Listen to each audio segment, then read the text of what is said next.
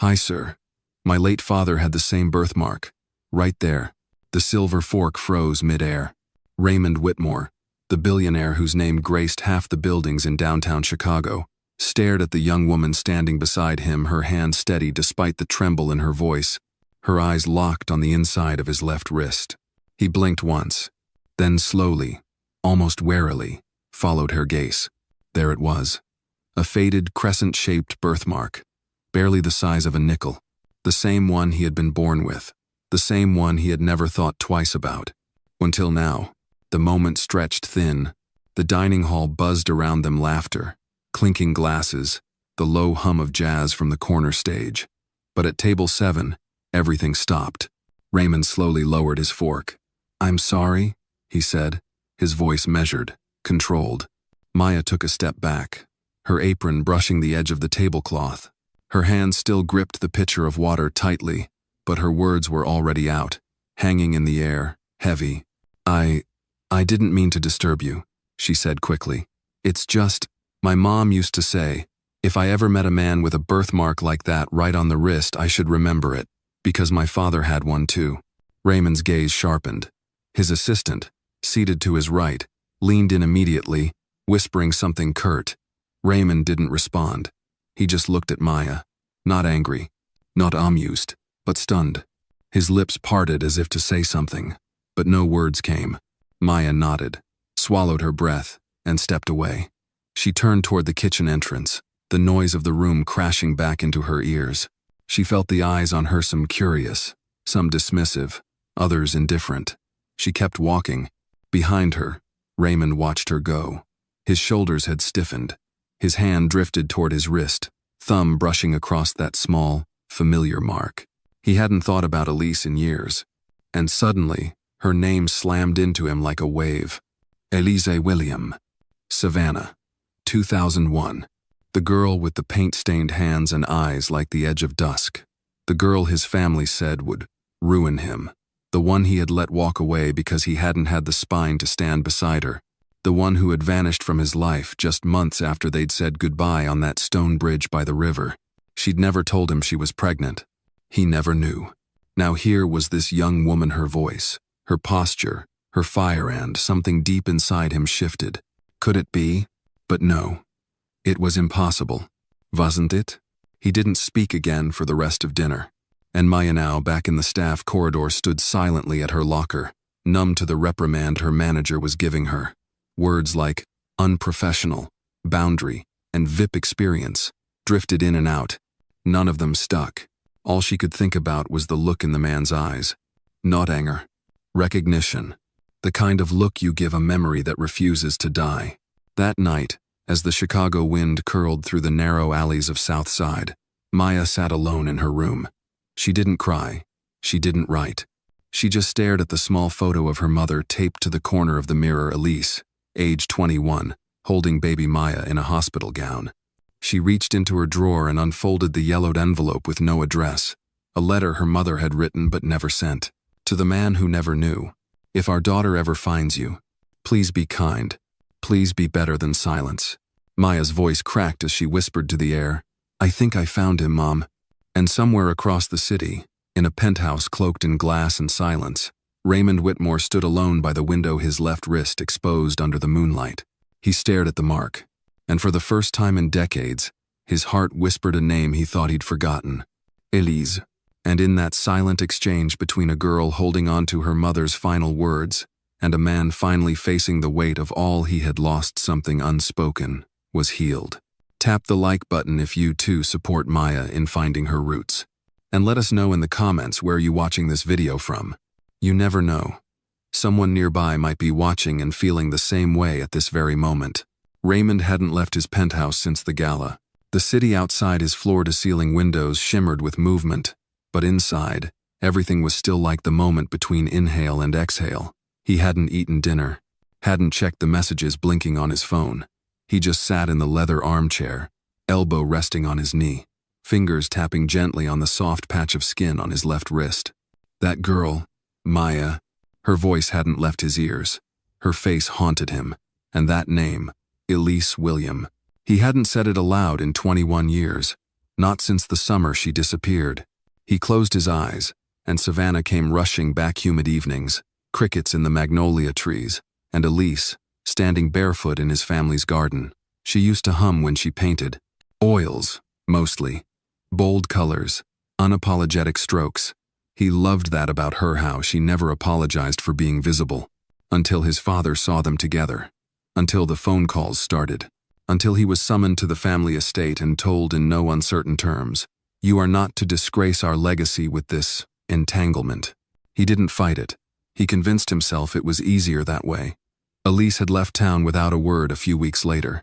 He never knew why, never had the courage to find out. Until now.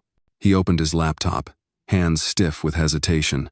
He typed her name slowly into the search bar. Elise William, Savannah, Georgia. A few records popped up. An obituary. 8 years ago. Cervical cancer. Survived by one daughter, Maya Elise William. No father listed. His throat tightened. He clicked on the obituary photo. It was her. Older, yes. But those same eyes. Same slight tilt of the head. The name of the funeral home appeared at the bottom of the Page Hillcrest Chapel. Savannah. He closed the laptop, sat back in his chair, and whispered, "She never told me." Across town, Maya stirred her soup absently at Mrs. Evans' kitchen table. The old woman stood over the stove, back slightly hunched, glasses perched on her nose as she stirred something in a pot. "He saw it," Maya said softly. "The birthmark." He didn't say anything, but I saw the way his hand shook. Mrs. Evans turned around, holding a wooden spoon. "Some men shake because they've seen a ghost, child. Others because they see truth too late." Maya looked up, her face pale under the kitchen light. Did she ever tell you who he was?" "Mrs. Evans sighed. She said his name once. Years ago, Raymond. I didn't know the last name until she showed me a photo in some magazine. He was just starting out then. She said he had kind eyes but a weak backbone." Maya gave a short breath. "She never told me that. She didn't want you hating a ghost, and she sure didn't want you chasing one." "I'm not chasing anyone," Maya said. "But I deserve to know where I come from, don't I?" Mrs. Evans nodded slowly. "You do, but you need to decide what you're after, truth or justice. They don't always look the same." The next morning, Raymond sat in his private office on the 38th floor, files scattered across the desk.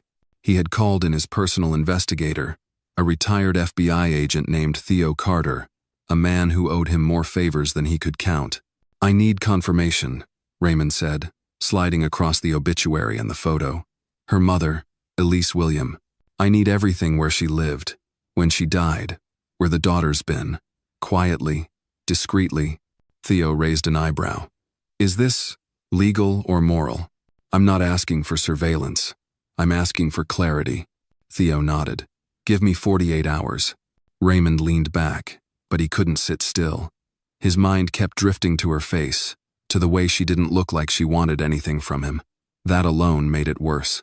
He wasn't used to being unneeded. He picked up the letter again. It was one Elise had written in 2002, found among the hospital records Theo had scanned years ago, but Raymond had never read until now. In faded ink, the first line said, "You never fought for me, but I hope you'll fight for her if she finds you." He set the letter down and pressed his fingers to his eyes. For the first time in years, he felt the overwhelming weight of a life half-lived. That night, Maya sat on her bed, the laptop warming her knees, fingers hovering above the keyboard. She had typed and erased the same sentence 10 times. "I think I know who my father is." She switched tabs, clicked through article after article about Raymond Whitmore. A story caught her eye, an old interview, where he mentioned he spent summers in Savannah during college. Another article quoted him saying, "We build luxury on forgotten land." Forgotten land. Her stomach turned. She thought of her mom, how hard she'd worked at the downtown art studio, then took on waitressing after the cancer got worse. How she'd always said, "You don't need a name to know your worth." And yet, here she washing one. She clicked open a new blog draft, titled it, "The Girl with No Father and a Birthmark Full of Questions." Her fingers flew across the keys. "I met a man last night. He didn't recognize me, but I think he recognized something. A mark on his wrist, and maybe something more. I was raised never to expect. But maybe it's time I demand the truth." This isn't a story about wanting money. It's about identity. It's about a girl who grew up in silence, and a man who may have built empires on forgetting her mother. So if you're reading this, Mr. Whitmore, I'm still here, and I have questions that won't stay buried anymore. She hit save draft not publish. Not yet, but it was coming, because the silence was becoming too loud to bear. Raymond didn't sleep that night. The city lights flickered below his penthouse window like restless thoughts, never settling. After Maya drifted from his line of sight, after her voice triggered a name he'd buried, couldn't ignore the pull anymore. By morning, a slim file rested on his desk. Theo Carter was fast. Inside were hospital records from Savannah General, Elise's death certificate, property tax records for a modest apartment in Southside Chicago, and most chilling of Alla kindergarten enrollment form from 2007. Under father's name, the line was left blank. But there, clipped to the last page, was a photo taken just days ago. Maya, stepping out of a subway station, headphones in, a sketch pad tucked under her arm. She looked nothing like the girl he remembered. But something in her walk, her shoulders slightly squared despite the wind, her gaze steady despite the world around Harriet, was Elise. Undeniably, Raymond sat back in his chair, the file open on his lap, and whispered aloud, "Why didn't you tell me?" But deep down, he knew. Because she'd tried, and he had been too cowardly to open the letters. Or maybe he hadn't wanted to be reminded of the one part of his past not polished, not public, not planned. Maya didn't tell anyone she'd gone to the library that afternoon. She found herself drawn there not for books, but for memory. A safe place to think, to process, to breathe. In the quietest corner of the archives, she sat at a microfilm machine, scrolling through Savannah newspapers from 2001. She didn't know what she was looking for exactly. Maybe a name, a mention, something, and then there it was. A brief article buried on page 6 of the Savannah Times, July 2001. Whitmore Development announces Riverside project. The image was black and white, grainy, but she recognized him. Raymond, younger, standing next to a small group of city officials. In the far left edge of the photo, barely visible, was her mother. Easel behind her, a single paint-smeared hand frozen mid-wave. Her mother had been there, at the announcement. Not just as a bystander. Maya zoomed in until the image pixelated. Her heart pounded. Beneath the photo was a caption. Local artist Elise William assists with mural concept. And that was it. No mention of what came next. No word on how Elise left town. No headline saying she'd been erased from the story before it was ever written. Maya sat back, hands trembling, throat thick. All her life she'd believed her father simply disappeared. But what if it wasn't that simple? What if someone had disappeared her mother instead? The next morning, her blog post was no longer a draft. Maya hit publish. Within hours, it had gone viral across small corners of the internet forums for children of absent parents, communities of black artists, and even a few think pieces on wealth and responsibility. Raymond read it at his desk. Every word. I don't want inheritance. I don't want headlines. I want answers. I want to know if the man with the billion-dollar buildings remembers the woman with paint on her hands. And if he doesn't, I want him to try. He closed the laptop slowly. Something inside him settled and something else cracked. He had spent years building an empire, adding zeros to his name, sculpting an image of control and silence. But none of it had prepared him for a 21-year-old voice asking if he remembered love. He called Theo again. I need the contact number for Maya William. Why? I'm requesting a meeting. Theo paused. Sir, may I ask what are you hoping she'll say? Raymond didn't answer immediately. Finally, he said, I'm not hoping for anything. I'm hoping to listen. When Maya got the call from an unknown number, she didn't answer at first. The voicemail was short. Male voice. Steady. Miss William, this is Raymond Whitmore. I'd like to speak with you. Privately. At your convenience. She didn't call back that day. Or the next. Instead, she took the train across town, back to Mrs. Evans' apartment. She found the older woman pruning her front window plants, humming an old Ella Fitzgerald tune. He reached out, Maya said, standing in the doorway. Mrs. Evans didn't turn.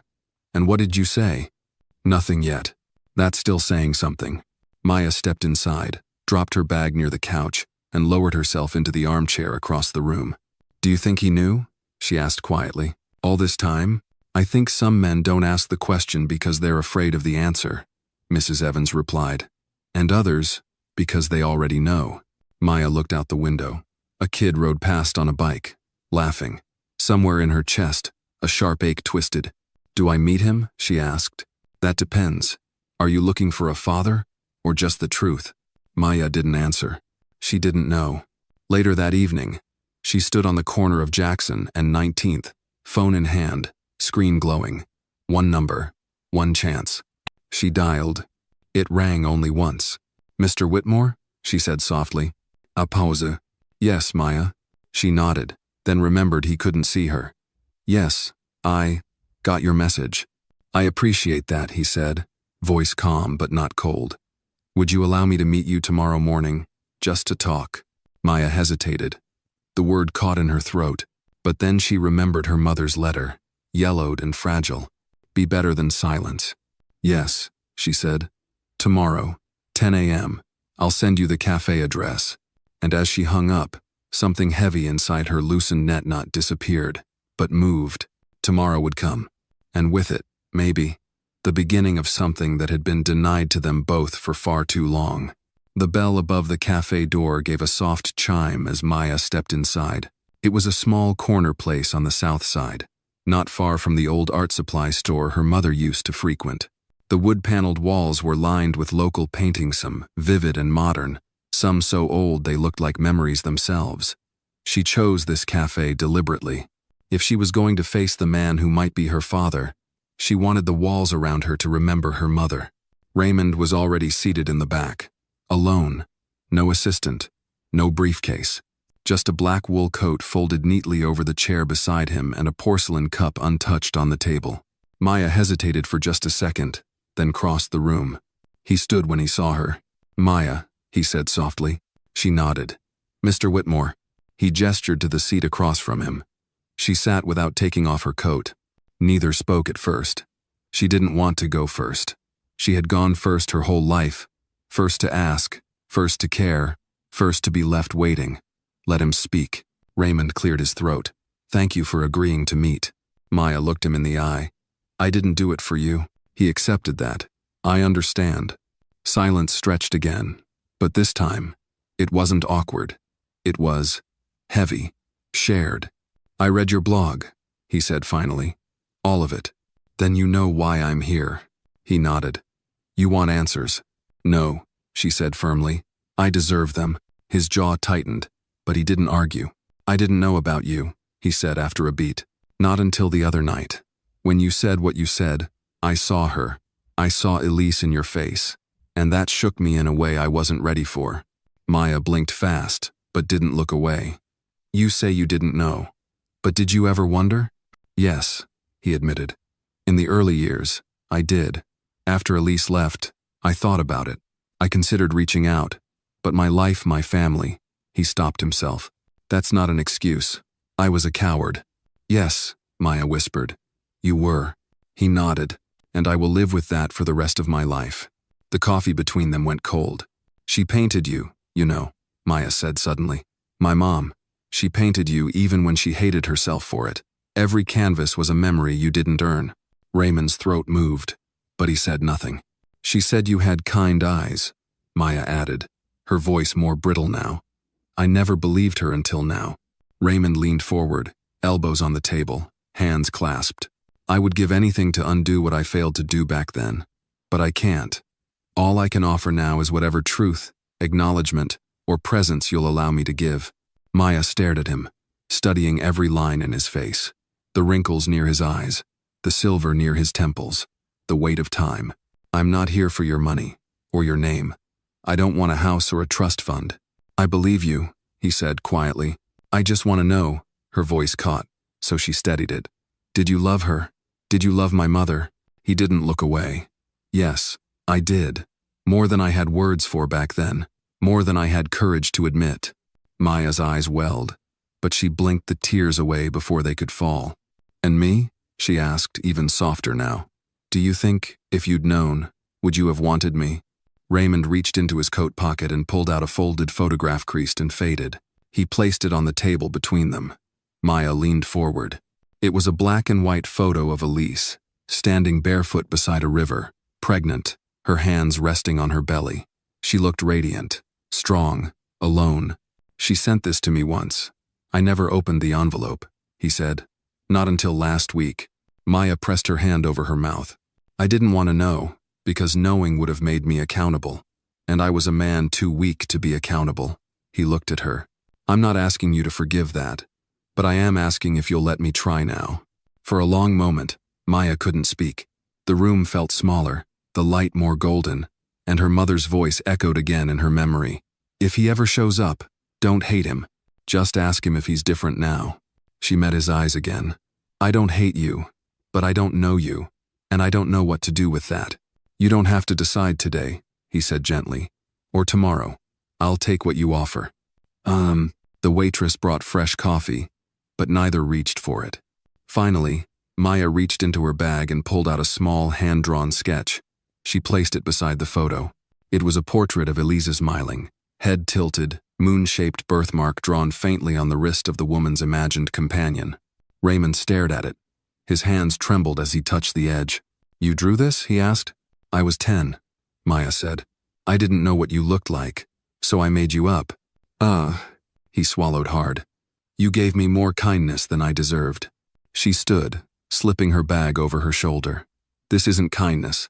This is memory." He nodded. "Will you let me see you again?" "I don't know," she said, "but I'll think about it." She turned to leave, pausing only once at the door. "I don't need a father. I never had one, and I've made it this far.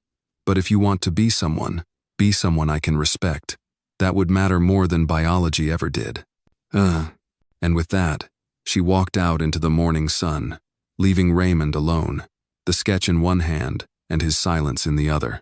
Raymond sat in the back of his limousine, the sketch still in his hand. He hadn't spoken a word since leaving the cafe. The driver didn't ask questions. She'd worked for Raymond long enough to know when silence wasn't just quiet, but sacred. He stared at the portrait Maya had drawn at age 10. The pencil lines were shaky, the proportions imperfect, but there was something in it, something heartbreakingly hopeful. A child imagining a man she'd never met but dared to believe could be good. When he returned to the penthouse, Raymond went straight to the study. No coat removed, no lights turned on. The late afternoon sun filtered in through the tall windows, casting long shadows across the floor. He unlocked the bottom drawer of his desk, the one he hadn't opened in years. Inside were 3 envelopes, yellowed with time, all addressed in the same delicate handwriting. Elise's. He picked up the first one and opened it for the second time in his life. His hands were steady now. No more avoidance. "Dear Raymond, if you're reading this, it means you stopped pretending the past didn't matter. I wish I had been braver. I wish you had, too. I left because I was told to, because I was afraid of what your name would do to our future. I was alone.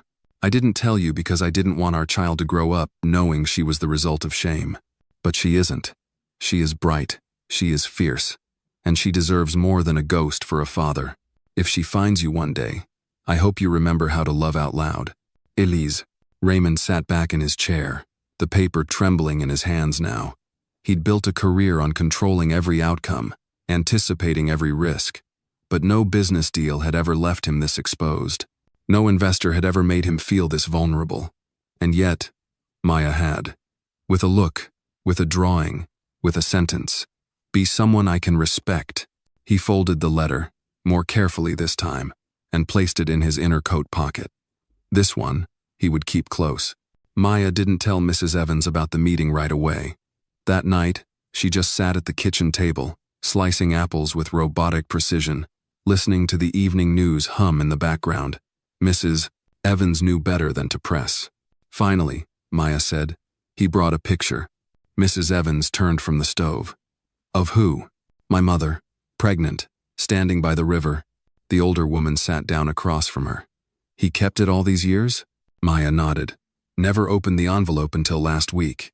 Mrs. Evans let out a slow breath. "Guilt's a strange thing. Sometimes it grows quieter the longer you ignore it, but when it finally speaks, it doesn't whisper." Maya set the knife down. "He said he loved her. Said he didn't know about me. Do you believe him? I don't know, Maya admitted. I want to, but I don't know if that's because it's true or because I need it to be. Mrs. Evans reached across the table and placed a weathered hand over Maya's. Needing something doesn't make it any less real, just makes it human. The next morning, Raymond made another call, this one to his lawyer, Paul Atkins. I need to amend my will, he said. There was a pause. Are we talking percentages or people? Both, Raymond said. There's someone I need to include. Her name is Maya William. Atkins didn't ask more. He'd been with Raymond too long to be surprised by the unexpected. But even so, he said gently, that's a big step, sir. Are you sure? No, Raymond said. But it's the first step I've been afraid of in years. That tells me it matters. After hanging up, Raymond spent the rest of the day reviewing old documents, foundation plans, property deeds, letters Elise had once sent to his office but never got past the assistant. One in particular caught his eye. It had been stamped, "Return to sender," in red. Elise had tried to reach him. She hadn't vanished, she had been turned away. He stared at that envelope for a long time. Then, with new determination, he placed it next to Maya's sketch on his desk. If Elise had fought to be seen, he would not let her daughter remain invisible. That evening, Maya checked her email and saw a message from Raymond. No subject line. Just, you don't owe me anything, but I owe you both acknowledgement. I'm holding a press event in 3 days. Not for publicity, for truth. I won't mention your name unless you allow it. But I want to tell the world what I didn't have the courage to say 2 decades ago. That she mattered, and so do you. End. Maya read the message 3 times. Then she closed her laptop and stepped out onto the apartment balcony. The city stretched below her, vast and indifferent. And yet, somewhere in it, something was shifting, something ancient, like silence breaking after too many years. She didn't know yet if she wanted the world to know her name. But she knew one thing. If Raymond spoke, if he truly stood up not for her, but for the woman who raised her, then maybe she wouldn't have to carry the weight of being forgotten anymore. Inside, she opened her old sketchbook, the one her mother had given her on her 15th birthday. On the first page was a note in Elise's handwriting. Art is truth with a heartbeat. Use it when the world stops listening. Maya smiled, grabbed her pencil, and began to draw again, not out of anger or grief, but because the silence had finally started to make room for her voice. 3 days later, the Whitmore Foundation held its annual winter press conference. The air was sharp with January cold, the kind that cut through even the finest wool coats. The venue was the grand atrium of the Whitmore tower glass walls, marble floors, and a podium that had seen 100 photo ops but never a confession. Raymond stood behind the velvet curtain, adjusting his tie for the 5th time. His assistant handed him the speech he'd written, edited, and rewritten again. He folded it in half, then again, then tucked it into his jacket pocket. He wouldn't be reading it. Maya's not here, the assistant whispered, checking the front row. At least not that we can see. Raymond nodded once. That's all right. This isn't about who's watching. Then he stepped out onto the stage. The crowd of journalists and cameras greeted him with the usual flashes and murmurs. They expected a donation announcement, a development update, maybe a new skyscraper. They didn't expect him to walk up to the microphone without a single slide, without a single branding banner behind him. Good morning, he said. His voice echoed softly against the high glass ceiling. Thank you for being here. Today, I was supposed to talk to you about investment growth and community expansion, but instead, I'm going to talk about something else, something I should have said a long time ago. He looked down, fingers brushing the folded speech in his pocket, then met their eyes again. In 2001, I fell in love with a woman named Elise William. She was a painter. She was brilliant, stubborn, compassionate, and she was black. A few people in the audience shifted in their seats. Raymond didn't flinch. At the time, I let fear guide my silence. My family, my reputation, my status, I let all of it speak louder than my heart. I walked away from her. I didn't fight for her. I told myself it was for the best. But the truth is, I was a coward. Gasps rippled quietly. One camera clicked louder than the rest. I didn't know that when she left, she was pregnant. She didn't tell me. Maybe she couldn't. Maybe she didn't trust me to stay. And I don't blame her. Raymond paused, let the room settle into what he'd just said. 21 years later, her daughter found me. Not with a lawyer, not with anger, just a quiet voice, and a question I wasn't ready for. "Hi, sir. My late father had the same birthmark, right there." He lifted his hand briefly, touched the inside of his left wrist. "I don't tell you this for sympathy. I tell you because silence has a cost, because love is not something we should be afraid to speak, no matter how powerful we are, because the absence of action can be a betrayal just as deep as a lie." He stepped back from the microphone for a breath, then added, "I failed 2 people, and I can't change that, but I will spend the rest of my life honoring them." Then he walked off stage. "No questions, no press release, just the truth," finally said aloud. Across the city, Maya sat on the worn couch in Mrs. Evans' living room, laptop open, live stream playing. The image was grainy, but the words came through clearly. She didn't move. Not when he said her mother's name. Not when he called himself a coward. Not when he described her voice. Only when he lifted his wrist did she exhale long and shaky. Mrs. Evans stood nearby, arms folded, a dish towel hanging from her shoulder. "He did it," she said softly. Maya didn't speak. Her throat felt too tight. He didn't hide behind lawyers or statements. He stood up. Maya nodded, but her hands were gripping the edge of the couch cushion so tightly her knuckles turned pale, because part of her had always believed that moment would never come, that men like him stayed silent forever, that the world let them. And yet, he had spoken. That evening, Maya walked alone through Lincoln Park, bundled in her mother's old coat. The lake wind bit at her cheeks, but she didn't mind. She walked until the sun dipped low, casting gold over the frozen water. When she reached the statue of the painter along the garden path, the one Elise used to sketch when Maya was little, she stopped, pulled out a small envelope from her bag. She'd written it last night, just in case. She opened it again, one more time. "Mr. Whitmore, thank you for saying her name. Thank you for saying mine. That day in the cafe, I didn't know what I wanted, but I think I wanted to see if the man you used to be could face the woman I am. You did, and that matters. I don't know where this goes next.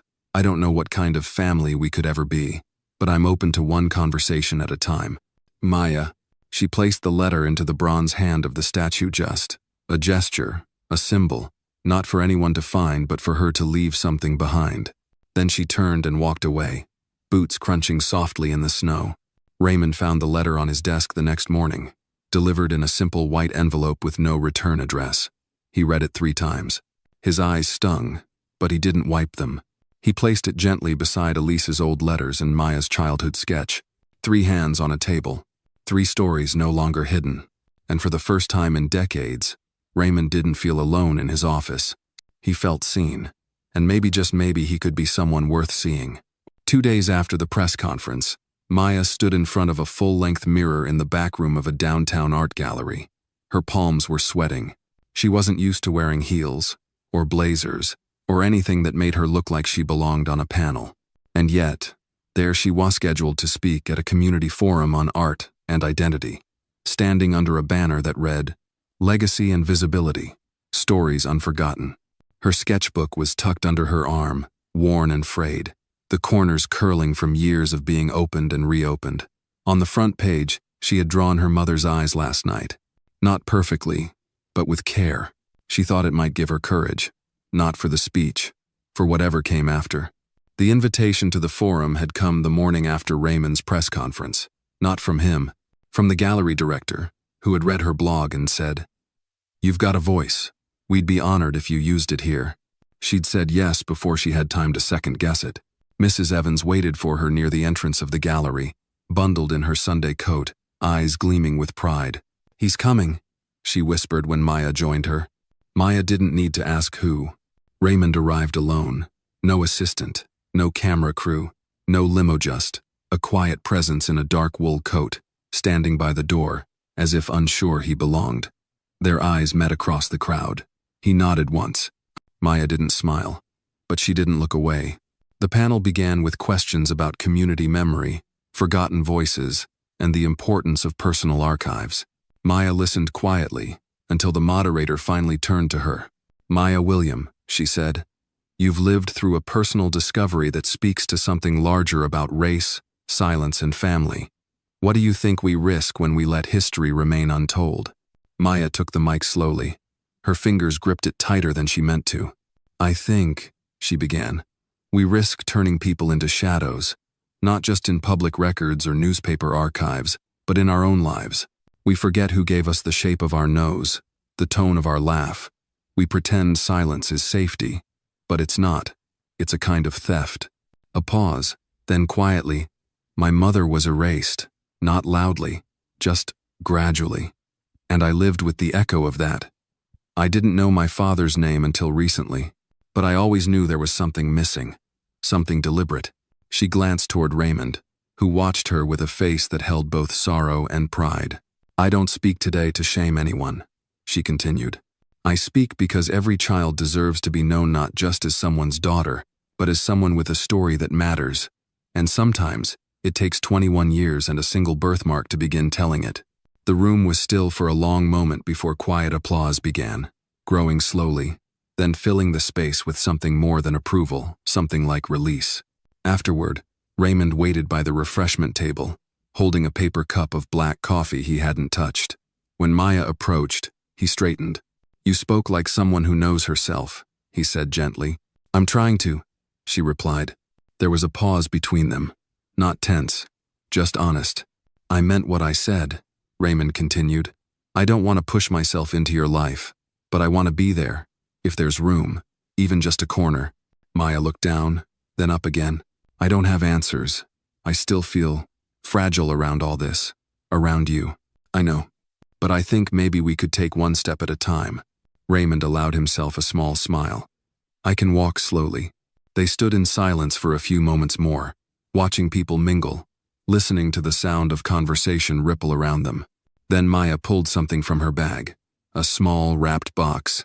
Here, she said, offering it. He opened it carefully. Inside was a framed print of the sketch she had drawn at 10, her mother, herself, and the imagined father, all three with matching birthmarks on their wrists. But now, Maya had added something new. A caption at the bottom, handwritten in pencil. We were never lost, just waiting to be found. Raymond's fingers curled around the frame. His eyes watered, but he didn't wipe them. Thank you, he said quietly, for letting me be part of your truth. Maya nodded. Truth deserves witnesses, even late ones. They didn't hug, not yet, but they stood closer now, side by side, not as father and daughter in the full sense of the word, but as two people who were no longer pretending they hadn't once been bound by silence. And now, finally, by something deeper. Recognition, choice, and the slow, sacred act of rebuilding. Outside, snow began to fall, soft and steady. Raymond offered his coat. Maya shook her head, smiled just a little, and said, Let's walk. And so they did, under the quiet sky, each step a small promise. Savannah smelled the same. Wet earth, sweet decay, Spanish moss hanging like whispers from the trees. Maya hadn't been back since her mother's funeral 8 years ago, and stepping off the train felt like walking into a memory soaked in sunlight and silence. Raymond stood beside her, both hands wrapped around a bouquet of white camellias. He had offered to drive them from the station, but Maya declined. She wanted to walk. She wanted the ache in her legs to match the ache in her chest. She didn't want this to be easy. They made their way through the old district in silence, past cobblestone alleys and wooden porches with rocking chairs still swaying. Every few steps, Raymond looked like he wanted to speak but didn't. And for once, Maya didn't fill the silence. Some things didn't need words. When they reached Hillcrest Cemetery, the late afternoon sun spilled through the magnolia branches, dappling the gravestones with soft gold. Maya paused at the gate. Raymond did too. She used to bring me here on Sunday afternoons, Maya said. Not just to visit Grandma. She'd sketch the trees, the angels, the way light touches stone. She said even cemeteries had stories worth telling. She always saw what others overlooked, Raymond said, his voice low. She saw me once, when I didn't know how to be seen. They followed the gravel path until they reached the headstone. Simple, weathered. The engraved letters were slightly chipped from time but still clear. Elisa A. William, 1979, 2015. She painted silence into color. Maya knelt beside it, running her fingers over the name. She didn't cry. Not today. The grief had settled into a quieter place now. Not gone, just less raw. Raymond stepped forward and gently placed the bouquet at the base of the grave. He remained standing, his expression unreadable. Then he reached into the inside pocket of his coat and took out something wrapped in velvet. "I wasn't sure when I'd give this to you," he said, voice barely above a whisper, "but I think this is the right place." He handed her the object. Maya unwrapped it slowly.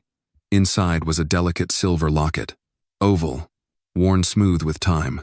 She opened it. On one side was a photograph of her mother at 20 laughing, eyes shining. On the other, a small pressed flower, a white camellia. "She gave this to me once," Raymond said, his voice cracking slightly. "After our last night together, I didn't wear it. I didn't even open it again. Until last week." Maya held it in her hand, her thumb tracing the edge. She always loved giving people pieces of herself, tiny ones, like she was afraid to give too much. She gave me more than I deserved," Raymond said, "and far more than I ever acknowledged." They stood in silence again, broken only by the soft rustle of wind through the magnolias. "She never wanted to be anyone's burden," Maya said. "Not even mine. When she got sick, she used to leave voice notes on her phone, just in case. I still have them.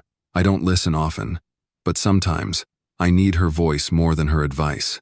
Raymond looked at her. "I wish I could have been there for her. For both of you." "You weren't," Maya replied, not harshly, just honestly. "But you're here now, and you're not hiding." He gave a slow nod. "Number I'm not." Maya knelt again and placed the locket gently beside the flowers at the foot of the grave. "I think she would have liked this," she said quietly.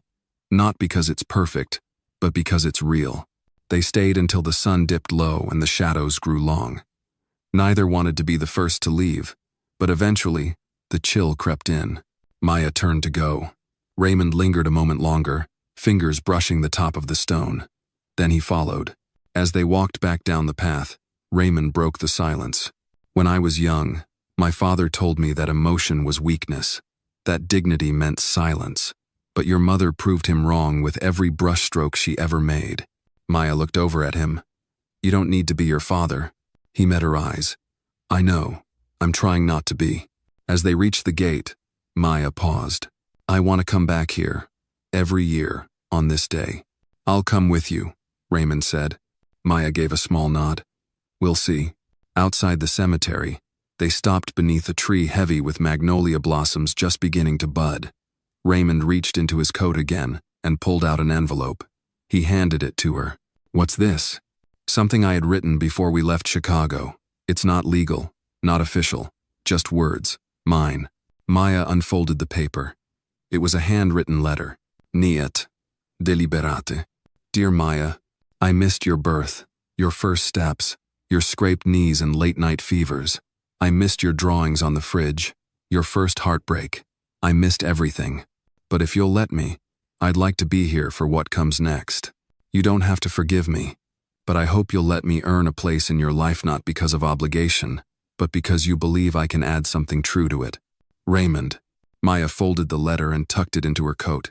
"Let's get some coffee," she said, surprising herself. "There's a place 2 blocks from here. It's not fancy, but their peach cobbler is exactly the way she used to make it."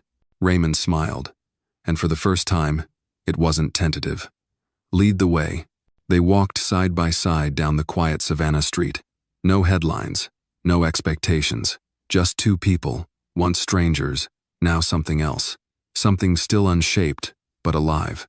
And above them, the magnolia branches swayed, whispering stories only the trees remembered. The cafe in Savannah was nothing special. Brick walls painted white, a squeaky fan overhead, a chalkboard menu with smudged lettering and a tip jar shaped like a mason jar labeled, "Give what you can, get what you need." But for Maya, it felt like Homeon of the few places her mother used to take her when the cancer treatments allowed for small joys. Elise had loved the peach cobbler here. Maya remembered her humming quietly over a steaming cup of tea, napkin in her lap, sketching strangers with a pen that always ran out of ink halfway through. Now, decades later, Maya sat at the same table, across from the man who might have once sat here too, if life had gone differently, if he'd made a different choice, if he'd chosen love over legacy. Raymond took a small bite of cobbler. Your mother had good taste. She usually did, Maya said softly, except when it came to trusting silence. He nodded, accepting the sting. She deserved more than what I gave her. She deserved to be fought for. Maya watched him for a moment. Why didn't you? His fork paused midair. He set it down slowly, then looked her in the eye. I was raised to believe the world belonged to men like Mez long as we didn't make waves. My father made it clear. Love her, and you lose everything. Money, respect, inheritance. And I was too young, or too cowardly, to see that what I lost by staying quiet was greater than anything they could have taken from me. Maya didn't respond right away. She just sipped her tea and let that settle in the space between them. You said something at the gallery, Raymond continued, about being known not just as someone's daughter, but as someone with a story that matters. I want you to know, you matter, Maya, not because you're my daughter, but because of who you've become despite everything I wasn't. The words weren't perfect, but they were real, and that mattered more. Maya looked down at the locket now hanging from a thin silver chain around her neck, the one he'd given her at the cemetery. She rubbed her thumb over it. You know, I used to imagine you showing up at school when I was little, she said, standing by the door at parent-teacher night. Just once. I didn't care if you were rich. I just wanted someone to show up. Raymond's jaw tightened. I hate that I wasn't there. I don't need you to hate it, she said. I need you to carry it, so you don't repeat it. He nodded slowly. I'm trying. Maya leaned back. And I'm trying to let you. That's the hard part. Outside the cafe, rain had begun to fall soft. Southern rain that felt more like memory than weather. The kind her mother used to paint as streaks of watercolor blue on brown paper. Maya stood and pulled her coat around her shoulders. Walk me to the train station? Of course, Raymond said, already reaching for his umbrella. They walked slowly down the wet sidewalk, neither speaking at first. Passing old bookstores and empty porches, they moved in step, the sound of their shoes muted by rain. At the station, Maya paused under the awning. This doesn't fix everything, she said. There's a lot we won't get back. I know, he said, but it's something. A start. She studied him, this man who looked like power but now carried humility in his spine, like a new kind of strength. My mom once said that love wasn't just about being there, Maya said. It was about staying, even when it's inconvenient, even when it hurts. I'm not leaving, Raymond said. She looked at him for a moment longer, then did something she hadn't done before. She stepped forward and hugged him. It wasn't long, it wasn't tight, but it was full. And when she pulled away, she said, next year, same day, magnolia tree. He smiled, something warm blooming behind his eyes. I'll be there, even if you're not. She stepped onto the train without looking back. Not because she didn't care, but because she finally didn't have to wonder if he'd disappear. Raymond stood on the platform long after the train pulled away, umbrella forgotten at his side. Rain traced lines down his face, but he didn't move. He felt them not as drops but as permission. To feel, to regret, to rebuild. Back in Chicago, a week later, Maya returned to the art studio where she taught on weekends. One of her students, a girl barely 10, asked her if grown-ups ever got scared. All the time, Maya answered with a smile, but some of them keep showing up anyway. Later that night, she added a new drawing to her sketchbook. It was of 3 hands weathered, one youthful, and one that held both. And on each wrist, the same crescent birthmark, not a label, a legacy, rewritten. Sometimes family isn't built in hospital rooms or holiday dinners. Sometimes it's forged in rain, in silence, in truth spoken late but spoken nonetheless. And sometimes it begins with a choice someone once failed to make finally made right.